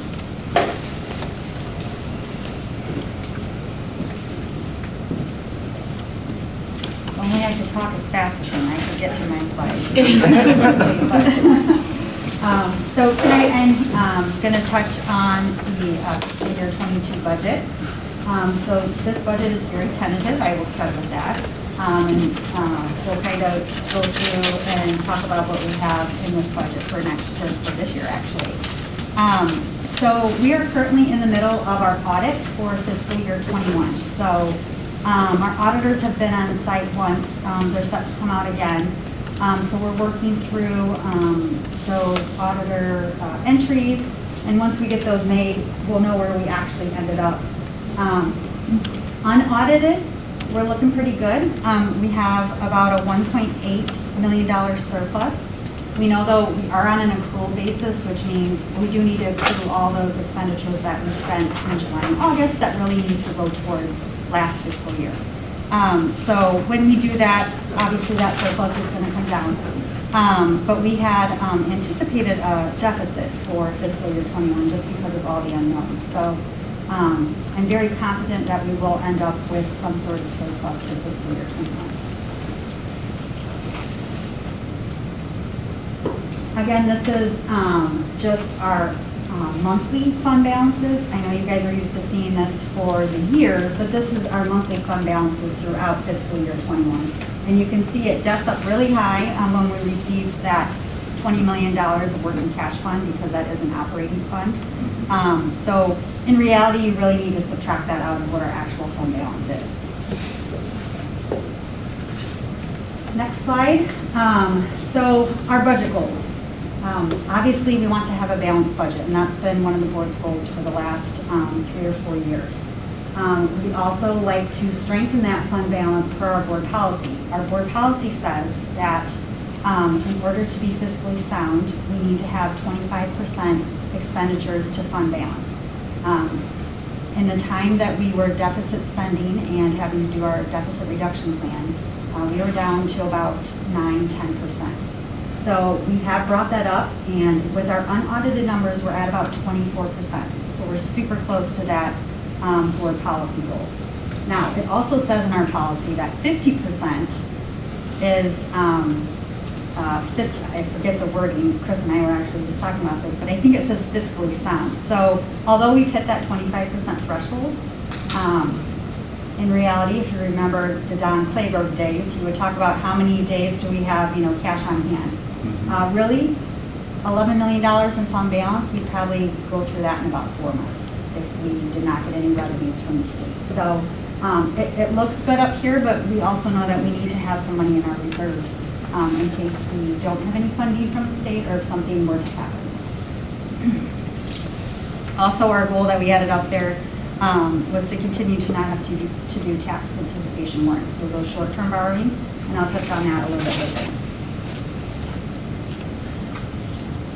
Okay, so for our business services department, our budget goals are to be transparent. And one thing that we worked on this last year was a financial dashboard. So the community is able to go out there and see our monthly reports. So if you click on that, which I'm not going to have you do, Steve, but you're able to go out there and take a look. We update that on a monthly basis, so you can go out and do that. We've also worked on having open communications with our community, and I'm actually in the process of working with David. We have some ideas in mind, so stay tuned for that. Also, to inform the community of our goals and how it relates to our strategic design. We are currently working on a budget report that we will share with the board once the final budget is passed. So we'll work with the finance subcommittee on that, and then we'll present that to the board as a whole. So again, that's just to get that information out there to make sure that our community members and our stakeholders understand our budget and how it relates to the goals of the school district. Okay, so let's get into some numbers. So for fiscal year 22, and these numbers are going to look pretty similar just because of how we're funded here in Sycamore. So about 71% of our budget is funded through local revenue, and we're going to go over what that all entails on the next slide. And then 23% is state funded, and then 6% are federally funded monies that we receive. So if you go to the next one here, so locally, how do we receive money? Through our local property taxes. PPPRT is our corporate personal property replacement tax. We get about $500,000 a year, give or take, in that money. Any tuition that we receive, transportation fees, earnings on investments, food service, activity income, textbook income or instructional fees that we have, and then any other revenue. State, our largest amount of money that we receive is our evidence-based funding. That's a little over $11 million, used to be our general state aid. That's slowly kind of whittling down. That's based on your adequacy target. As your adequacy target goes up, the less money that you get from the state. We also do receive transportation refunds quarterly, so we get that for our regular transportation and our special ed transportation. We also get a driver's ed reimbursement for our driver's ed program, and then our special ed reimbursements. So all of our students that are outplaced or live in a residential home that we pay for, we do get, depending on the year, between 70 and 80% reimbursement from the state. Also, any students who are considered orphans, we do get a percentage from the state back on that also. And then we also currently have 2 different ag grants that we receive that Kira's and Christian are able to use in that program. Federally funded, we receive 2 IDEA grants. Those are our special ed grants. So we have our flow-through grant, which is about $700,000 to $750,000. And we also get a preschool grant, which is about $5,000 for our preschool program. And then we have all of our title grants. So in fiscal year 21, we received our CARES Act money. It was about $287,000. For this upcoming fiscal year, we are set to receive, they've changed the name now to ESSER 2. We're getting about $1.1 million on an ESSER 2. They did say that there is an ESSER 3 out there. It has not been released yet. We've seen some numbers. There's not been final numbers given to us, so that is not in this budget. And because that is a grant, it's flow-through money. So the money that we receive, we will spend. We'll do an expenditure report and we get reimbursed for that. Our lunch program, as you're aware, all of our students are eating for free again this school year. So our lunch counts are up, which is great because we always want to make sure that all of our kids are being fed and are not hungry throughout the day, so they get a free breakfast and they get a free lunch. And so we do get a reimbursement on that from the state also. And then we also get some Medicaid money back for our students who qualify for Medicaid. Okay, expenditures. So on the other side here, so we know that we are very employee driven, and so the biggest expense that we have are for salaries and benefits. So with the current numbers that I have in there right now, it's about almost 70%. It'll probably go up a little bit. We're usually closer to 75% on salaries and benefits. And then our next largest chunk would be for purchase services, which is about 15%. So that would be any contracted company that we use for anything. And then supplies would be next, and then some capital outlay there that Mark talked about. That's mostly his budget projects that he spent his money on. Okay, so how do those budget numbers kind of break down on the expense side? So we do have our building budgets. So in January every year, we meet with our building principals and we walk through what their budgets are going to look like for the school year. So for us, that equates to a little over $900,000, or about 1% of our entire budget. So, you know, what is that money spent on? It's spent on supplies for their building. It's spent on sub-cost for some of their professional development that they need to have with their staff. But really, their budgets are very, very minuscule. So I think our smallest elementary is about $30,000. up to the high school, which is about $500,000. As far as department goes, so we have our learning and teaching department, O&M, which Mark just talked about, transportation, technology, athletics, and then special ed. So kind of just the highlights of those for O&M, because we're spending such a large amount of money with our working cash fund monies, Mark does still have some in his own budget to spend. He talked about that $250,000, $275,000 that we've always budgeted for in our O&M fund. So he has some projects that we'll do through our own budget. Transportation-wise, we are purchasing a new wheelchair bus. We currently have 2 wheelchair buses. One of them, the motor has gone bad, and so it's at a point where it doesn't make any sense to put more money into that. So we need to replace that. And then the other one, just in general, had a lot of wear and tear on it, and it's very old. So we're probably looking at replacing that one also in the near future. But we do currently service one outplaced student. So we need a bus with a wheelchair for that. We also have an in-district student that has some wheelchair needs. So we do need to continue to have 2 buses, and especially if one breaks down, we need to just make sure that we have vehicles for those students. So we are going to pay cash with that. As I don't know, some of you veteran members will remember that fund balance, as it goes up, we need to make sure that we spend that money. So we're going to spend cash on that, so it's about $70,000. So we're going to purchase that bus, and actually I just got an email that it's here and ready to go, so that's great for our students. Our programs that we have, I have our Oscar Junior program on there. So that's really either a flow through, or actually they profit money every year. So that number up there is what their expenditures are for the year, but typically they bring in between $30,000 to $50,000 each year. On the salary side, so we currently have negotiated contracts with 3 different groups. Our SEA, which is our teachers union, SESA, which is our support staff union, and then our custodial maintenance staff. So those 3 negotiated contracts make up about 85% of our salaries and benefits. So we're currently negotiating with our SEA right now. Our SESA will be negotiating with next school year, so we have 1 more year with them. And then our custodial maintenance staff, we negotiated with over the summer, so they have a 4-year contract going forward. When we look at salaries for some of those work groups, especially SESA and the custodial maintenance group, we have to take into consideration the minimum wage threshold that we have to meet. So we've done that with our custodial maintenance agreement, and the SESA one, that'll be something we'll need to look at next summer when we start negotiations with them. Then on the benefit side, so for our certified staff, we there's an employer portion that we pay for their pension, which is TRS.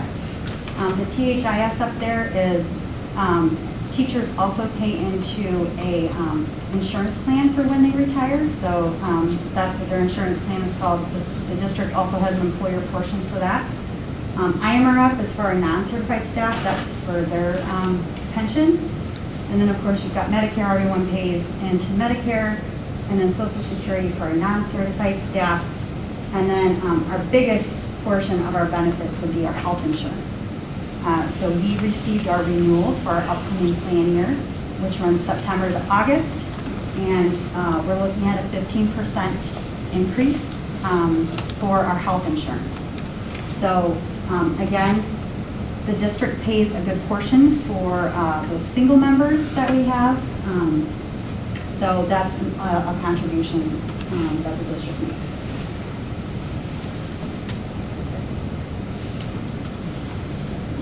Okay, so what are we going to look like for the end of fiscal year 22? So this is actually from our budget report that we have to give to ISB, but this has it broken down by our operating funds, because those are really the funds that we're concerned with, and that's the funds that ISB looks at for having to do a deficit reduction plan. So you can see that 3rd line down, go all the way to the right, we're projecting a surplus of $329,909. So do have a contingency built in to our budget, which we do every year for the unknowns. And I feel like we're still not out of the water yet with everything related to COVID. So we could have some potential expenditures that we're not anticipating. And since also we are still negotiating with our SEA, those costs are not finalized also. So that contingency really covers that amount. How much is the contingency? $500,000. Thank you. Yep. So according to our worksheets, we have a balanced budget. There's no deficit reduction plan that is required for this school year. If you click the next slide. Cash flow, I kind of talked about earlier. You know, last year they had talked about maybe some property tax deferment that property owners were able to take part of. We didn't see any. That didn't affect our budget at all. We still received everything on time. In fact, actually, I think a large portion of people paid earlier than they typically do. I've not gotten any indication of any state payment deferment. All of our money is liquid right now. We really don't have a lot of long-term investments out there. So I am not anticipating having to do any tax anticipation warrants for this coming school year either.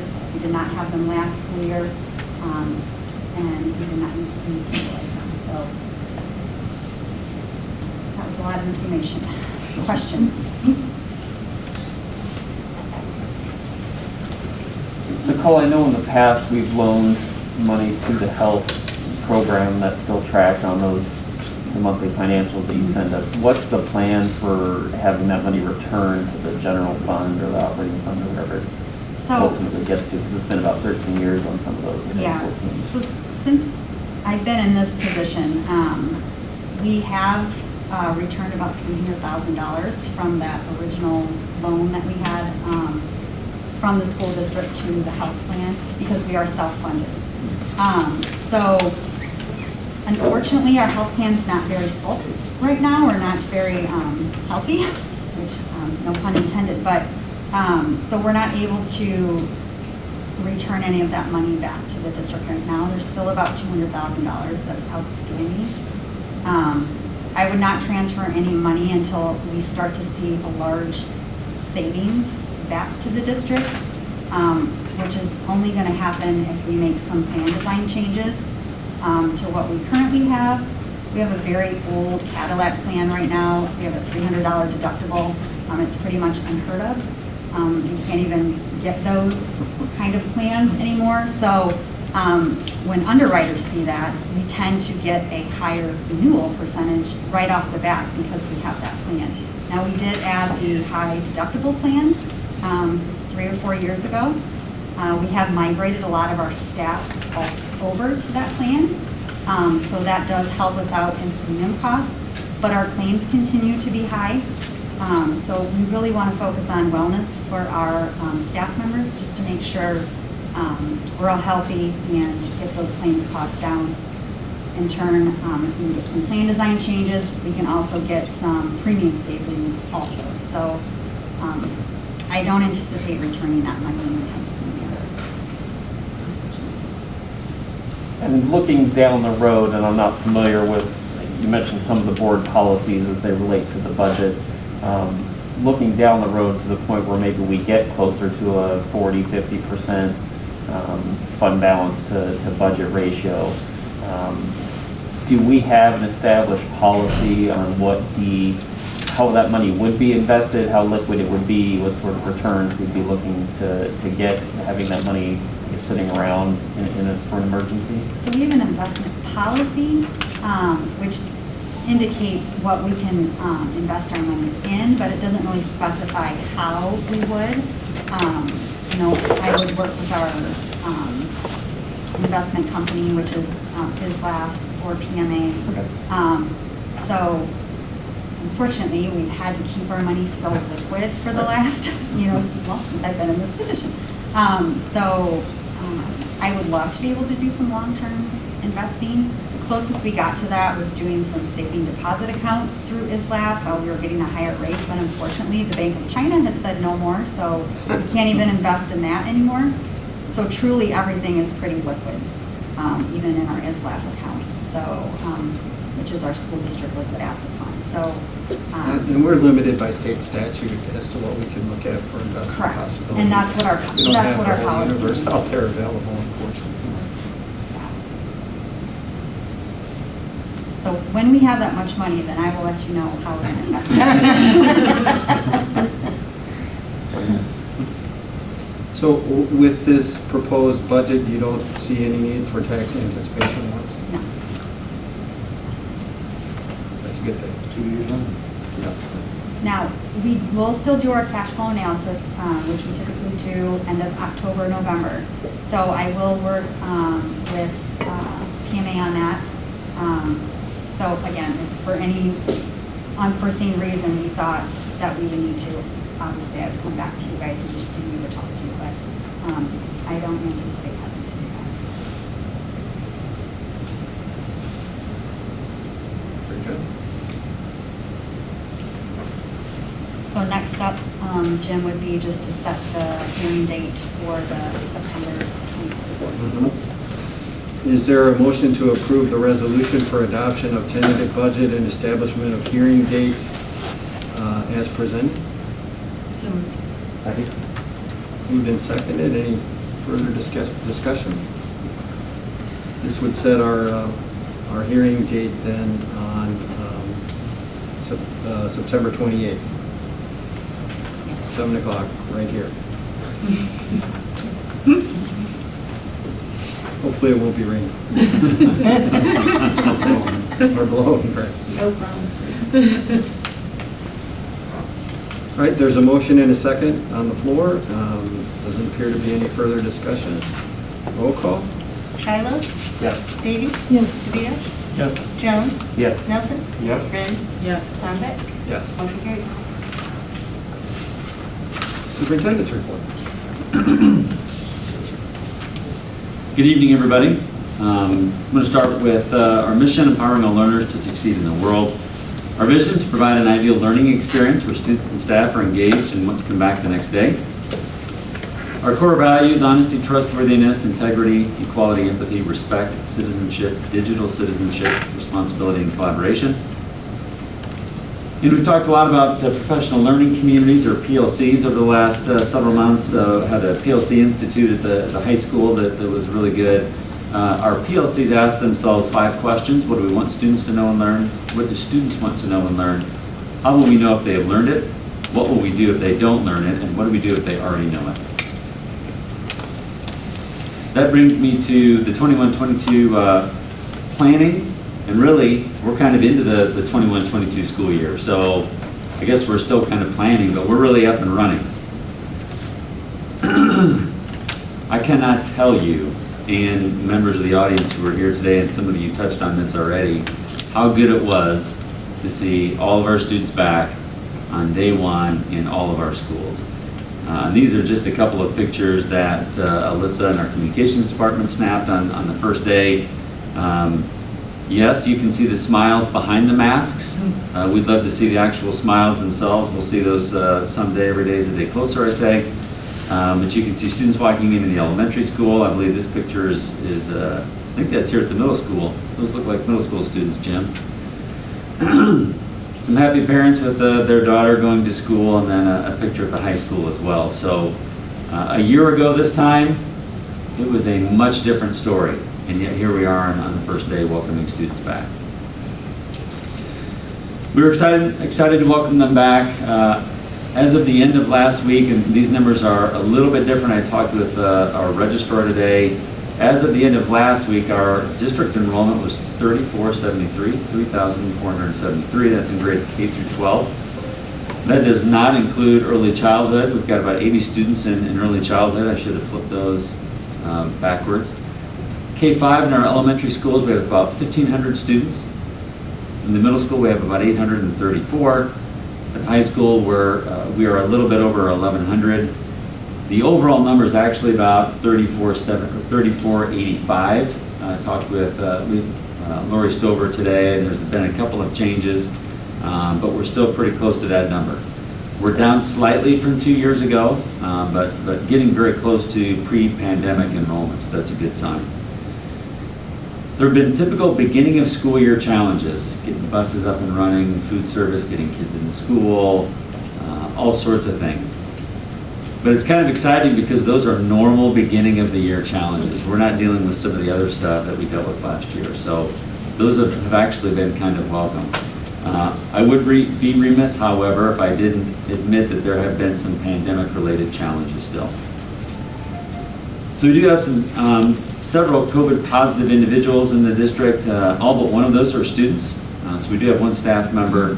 The students are kind of spread throughout the district. So we have some at K-5, we have some at 6-8, and we have some at 9-12. We're working with the health department locally to identify quarantines for all of those students.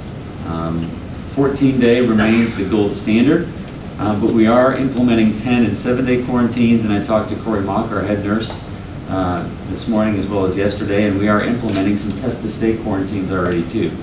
So we're using all 4 of those options. These are new options, so the health department and the school district kind of working through these together. We're working through them a step at a time. They are new. There's a little bit of a learning curve, so we ask for everybody's patience on that. Remote tutoring is available in accordance with the ISB guidelines. So just a quick refresher, students need to be ineligible for the vaccine, which means they are under 12 years old, and they have to be quarantined at the same time.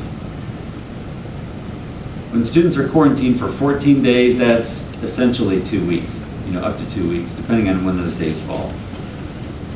Decreasing that to 10 and 7-day quarantines helps quite a bit with that remote tutoring piece, and the test-to-stay option obviously is kind of a game changer. So those students are able to stay in the school and remote tutoring is not required.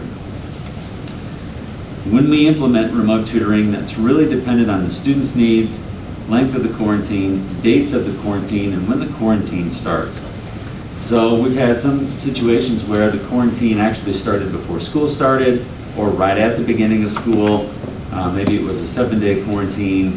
Students are out for a couple of days, then they're back in school by the following week. So the nature of that remote tutoring looks a little bit different depending on the students, their needs, when things start. If they're going to be out for 2 or 3 days, we're really just treating that kind of like an illness. Students have been sick for 2 or 3 days before. We work through that. We get them work, whatever the case may be. We also have advantages and strategies and materials, equipment that we didn't have before. So that's made that a little bit easier. As the quarantines are longer, that requires a little bit more effort. The remote teaching or tutoring gets into place. We're working through those on a case-by-case basis. I would, ask the public be patient with us as we work through those things. One of the things that we've experienced is that as students are quarantined and need to be out for a longer period of time, obviously parents are, very interested in what's that going to look like. They're looking for that to start the next day or the next afternoon, and that's not always possible. Identifying those remote teachers or those remote tutors, getting them in touch with the families, starting to coordinate all that work, just takes a little bit of time. We are implementing those things, so we just ask parents to be patient, work with us, and as we get those remote teachers and tutors identified, we'll get them in touch with families and we'll get things underway.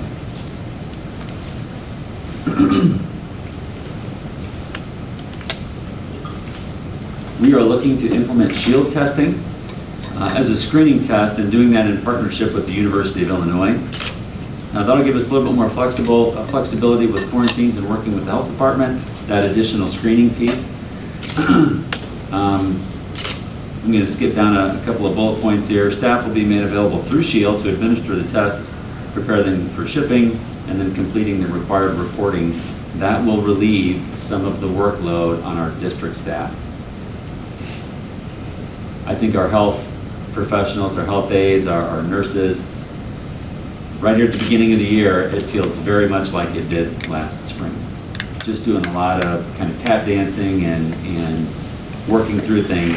It's not just the positive cases, the close contacts, the quarantines, then the communication with families at home, but we have students in our buildings now that we didn't have in last year, at least not for a bulk of the year.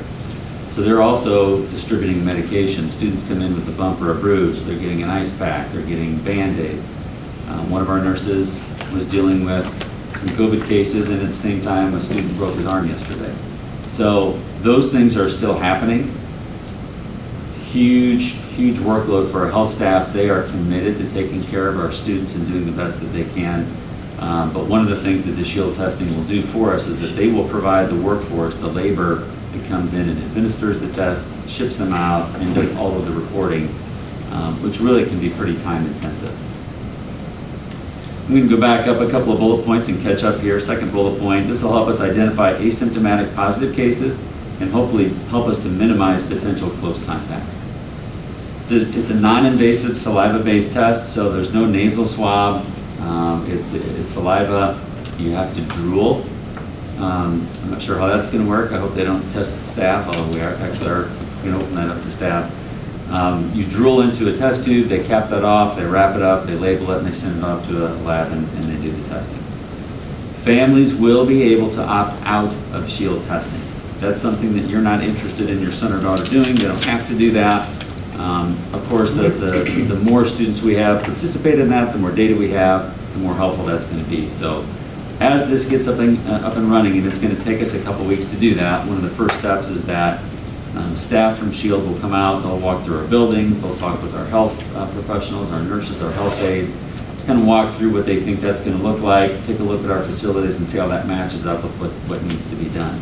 We're several weeks off from that starting quite yet, but we do want to start to talk about that, let families know that that's coming. There is an opt-out option, but we are going to start to implement the Shield testing here in the next several weeks.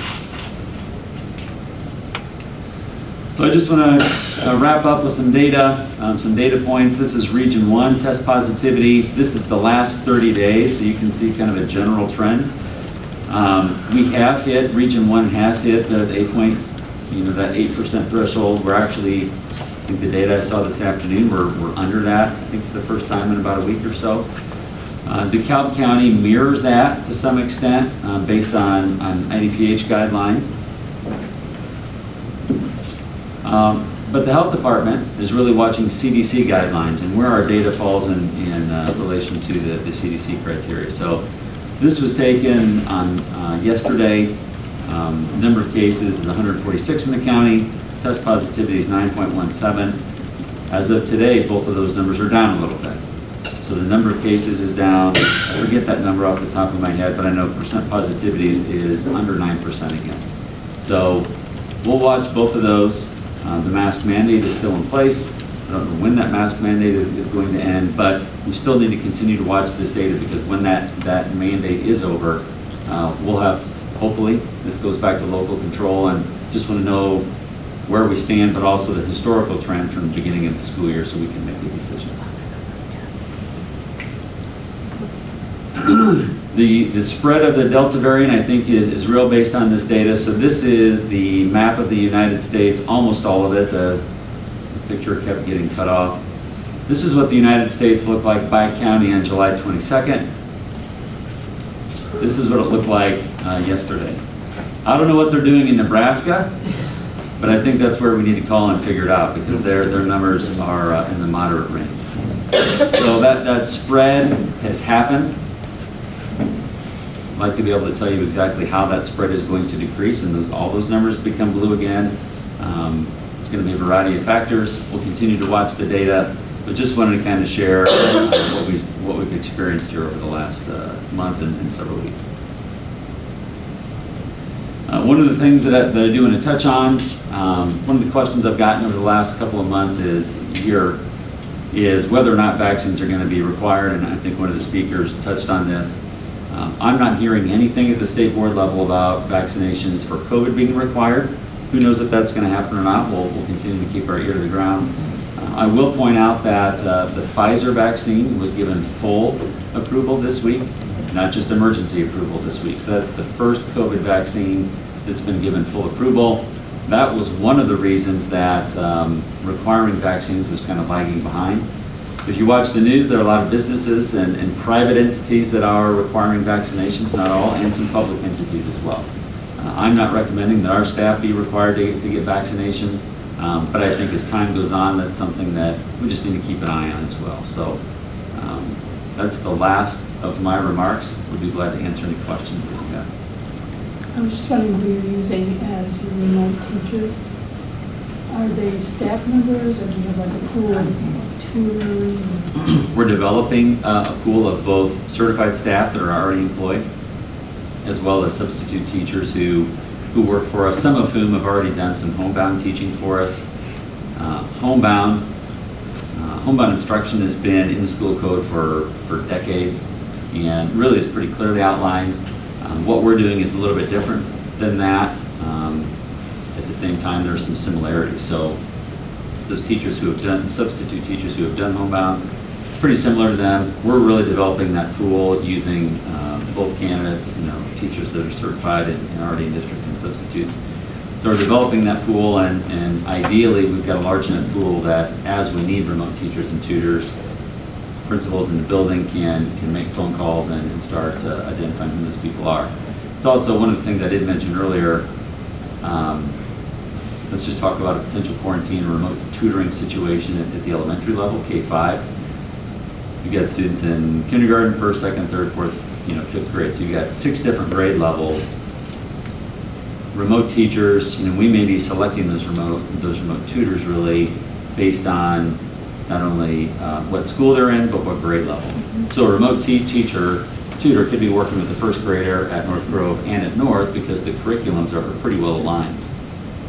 It's actually one of the benefits from last year is that a lot of the pacing, especially K-5, really tightened up a lot. That really helped teachers just to kind of keep on track as we work through the last school year. Well, the benefit now is that our curricula is pretty aligned across all 5 grade schools. So, one of the advantages is that one remote teacher may be able to work with students from not only different grade levels in one school, but also grade levels across the district.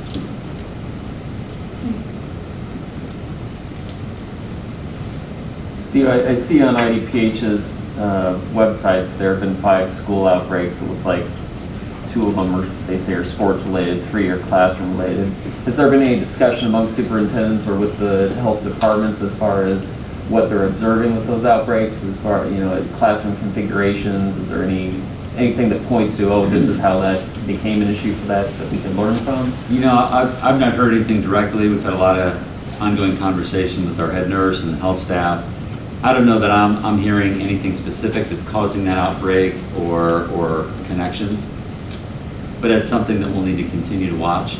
Not only here in this district, but in other districts in the area, and there's been so much communication among superintendents across the state, really, too. So we'll have some benefit, not just talking to colleagues in this area, but then kind of across the state, too. So a lot of things to watch for, but no trend has emerged quite yet that I'm aware of. And the cases that we've experienced so far, there hasn't been any observation of spread within the classroom? No, as far as I know, there's no connection in the classroom. Typically, the student becoming COVID positive happens outside of school. They come into school, they show symptoms, and then when we recognize those symptoms, we work with them, and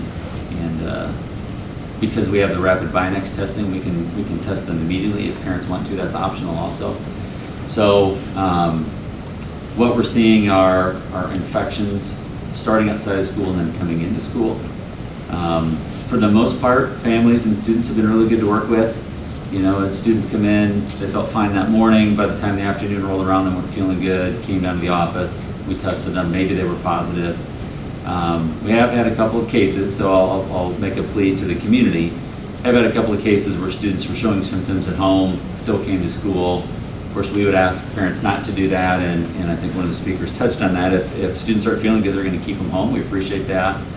By and large, that is happening, but just a reminder that if your students aren't feeling good, and if there's somebody in the household that is exhibiting some of those symptoms, keep kids home and call us.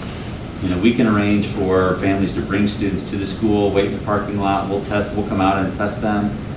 We've done that a couple of times, and sometimes the tests are negative, sometimes they're positive. So again, if students aren't feeling good, keep them at home. If a member of the household is exhibiting COVID symptoms, especially some of the telltale ones like loss of taste or smell, keep them home, let us know. We can provide that optional testing at no cost. So we'll keep an eye on that. So there have been students who have come to school exhibiting symptoms, whether intentionally or unintentionally. And I think that's just one or two of the cases that we've dealt with so far. So again, by and large, everybody's been pretty good, but a couple cases where it kind of slipped through the cracks. So, and our teachers know what to look for. So when students aren't feeling good, we get those students to the office, and then our health staff has been great working with them and kind of focusing on that case, maybe working with the family, and then we work through the process of close contacts. And that's really why that's probably most important. First of all, we want to identify those cases and provide that information to the family. But second of all, again, kind of going back to the time intensity of that work, in the grade school where students don't move around a whole lot, that's one thing. In a middle school where students are switching classes, in the high school where students are switching classes, when students come in are positive, the contact tracing can be really heavy. So anything that families can do to help us out is much appreciated.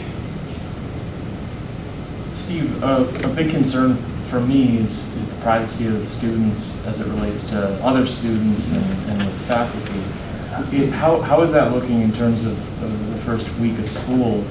Have there been any issues in terms of privacy and again, working with staff? Has staff been good with that? Is there any process or procedure in place that the district has to help protect students' privacy in terms of their choices? That's a really good question, and our health staff takes that very seriously, the privacy of students. We do a great job protecting the identity of students and test results if we administer those tests on site. We work very hard to not let that information out.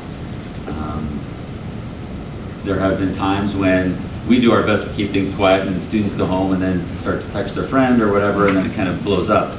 We can't control that. It's hard for parents to control too. I'm a parent of teenagers and it's not always easy, but that's something that's really important to our health staff, is to make sure that we're being private and confidential.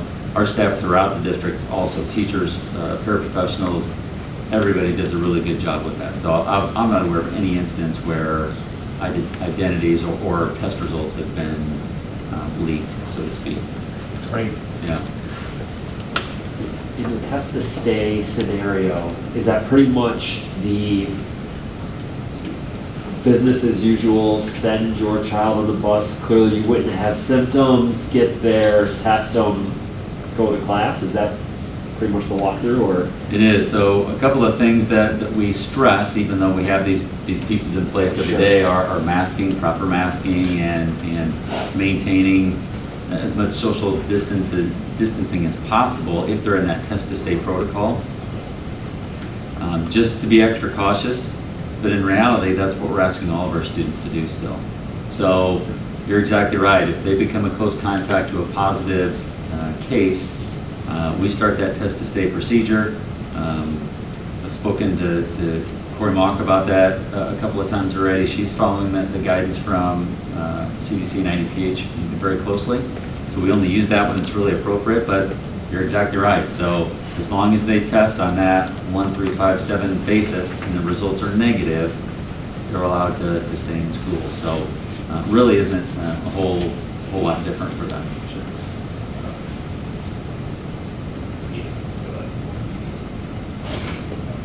Any other questions I covered? How was the back to school bash turnout? It was awesome. I don't know if anybody had a chance to be there or saw pictures. Credit to David and Lauren Holtz, because it really was an SEF, Sycamore Education Foundation sponsored event. Thank you to the city, because they made a lot of space available for us.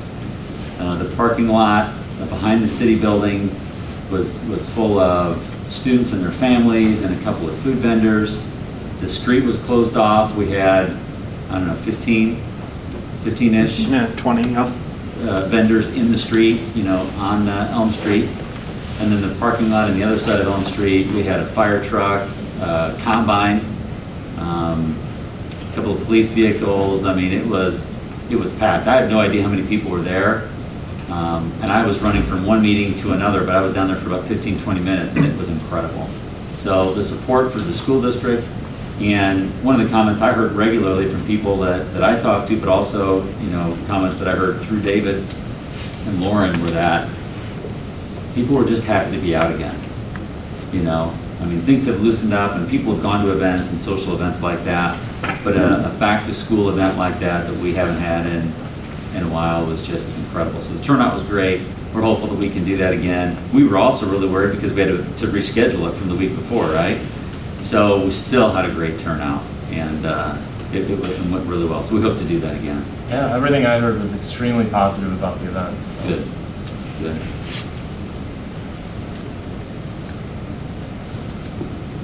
That's all for 21-22 planning. The other item under superintendent's report is the policy revision. So it was really edge of your seat kind of reading. I don't know if Jim and Steve want to talk about that at all. No choices.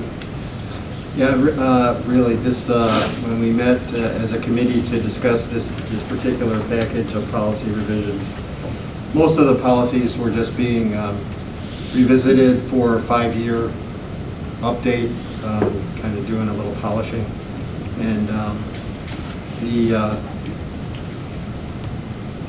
the other changes were primarily just updating statutory references and maybe putting in some language that statutes mandated into some of the policies.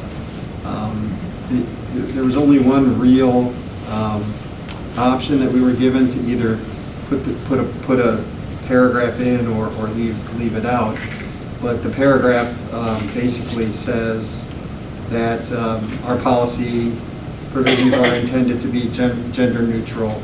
But if there is a pronoun that we use, such as he or she, that it should be translated as applying to all genders. And it's just a brief paragraph, and we opted to say, yeah, that should be in there. That's about the only substantive change that we had in this particular packet. It was one of the worst packets to go through because we had no choices. So a lot of reading, and when you read like that, you kind of want to have some choices so you can at least feel like you're accomplishing something. But with this, it was just a lot of reading and not too much to do. So that's where we're at, and I would just suggest to you that we take our usual course, which is to do the first reading tonight, and then wait till our next meeting to follow up with the second reading, and then unless there's some comments from somebody or some opposition, we will go forward. Make sense? Is that okay? I would say that we mentioned last time how many bills were out there that went through the spring session. So I would anticipate, if not the next one, the one after that being a heavy amount of information. Again, it may not have a lot of choices, but it'll probably be a fairly thick packet as I'm anticipating, based on the number of bills that were passed. Yeah, we find more and more that Springfield is really taking control of what used to be local issues. And it's very difficult to navigate those waters now. So we'll do the best we can going forward.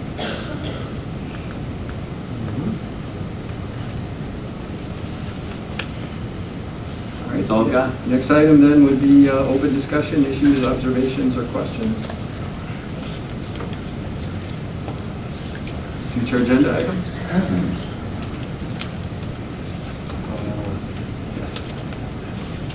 Is there a motion then to go into executive session for the consideration of matters related to the appointment, employment, discipline, or dismissal of personnel, purchase or lease of real property for the use of the district, negotiations and imminent litigation? Moved and seconded, roll call. Davey? Yes. DeVito? Yes. Jones? Yes. Nelson? Yep. Rick? Yes. Shiloh? Yes. Gumbach? Yes. Motion carried. We'll go into executive session and then return after we're done with our deliberations to take our final vote. All right. 10 o'clock. We're back in regular session. Is there a motion to approve the personnel report as presented? So moved. Second. Moved and seconded, roll call? Jones? Yep. Nelson? Yep. Ren? Yes. Shiloh? Yes. Davy? Yes. Vito? Yes. Dombeck? Yes. Motion carried. Is there a motion to adjourn? So moved. Second. Moved and seconded, all in favor? Aye. We are adjourned. It's 20.